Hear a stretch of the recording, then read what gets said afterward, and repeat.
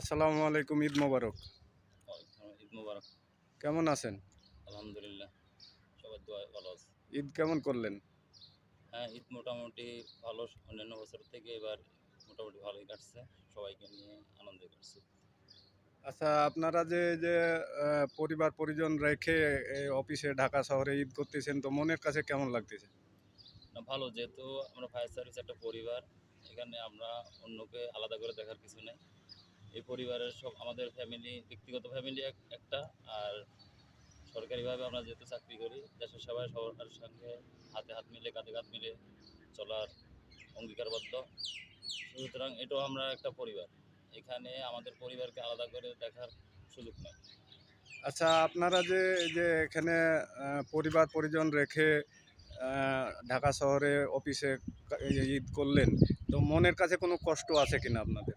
না, মনের কাছে আমাদের মনের মধ্যে আমাদের কোনো কষ্ট নাই। কারণ হচ্ছে আমরা জনগণের সেবায় সর্বদা নিয়োজিত আছি। জনগণের বিপদে পাশে থাকার মধ্যে যে একটা আনন্দ, সেটা আমরা অনুভব করি। আমরা যদিও চাই কেউ বিপদে না থাকুক, কারো এই মুহূর্তে কিংবা কখনোই বিপদের সম্মুখীন না হোক, কোনো প্রকার অগ্নিকাণ্ড, দুর্ঘটনা কিংবা যে কোনো ঝুঁকিতে না পড়ুক। আমরা সর্বদা এটা কামনা করি। তারপরেও যদি কেউ কোনো প্রকার দুর্ঘটনা কিংবা দুর্যোগে আক্রান্ত হয়, কোনো বিপদের সম্মুখীন হয়, আমরা তাদের পাশে দাঁড়ানোর যে অঙ্গীকারবদ্ধ, সেই অঙ্গীকারবদ্ধ হিসাবে যদি কারো পাশে দাঁড়াতে পারি, সেটা আমাদের মধ্যে এক ধরনের, মনের মধ্যে এক ধরনের আনন্দ ফিরতে পাই আমরা। Bangladesh fire service and civil ডিফেন্সের পক্ষ থেকে এই যে আপনারা জনগণের জানমাল সম্পদের যে হচ্ছে নিরাপত্তা দেন, এটা কেমন লাগে আপনাদের মনের কাছে? এটা আমরা অবশ্যই গর্ববোধ মনে করি। আমাদের যখন ফাউন্ডেশন কোর্স তৈরি, আমাদেরকে যখন ট্রেনিং করানো হয়, তখনই আমাদের মনের মধ্যে এই এক ধরনের দেশপ্রেম উদ্বুদ্ধ করে, দেশপ্রেম তৈরি করা হয়।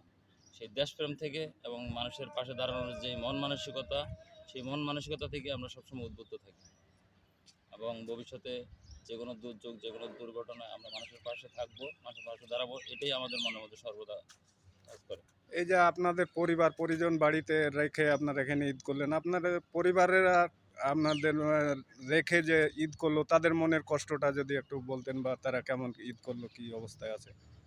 এখন ক্ষুদ্র স্বার্থের জন্য বৃহৎ স্বার্থ কখনো ত্যাগ করা যায় না। পারিবারিক স্বার্থটা হচ্ছে আমাদের ক্ষুদ্র স্বার্থ, কিন্তু দেশের স্বার্থটা হচ্ছে বৃহৎ স্বার্থ। সুতরাং দেশ মাতৃকার সেবায় নিয়োজিত আমরা, যে কোনো এর জন্য যে কোনো ত্যাগ স্বীকার করতে আমরা সর্বদা প্রস্তুত। আপনার পরিবারের লোকজনরা এটা কোন চোখে দেখতেছে? ওদের সাময়িকভাবে একটু কষ্ট হয়।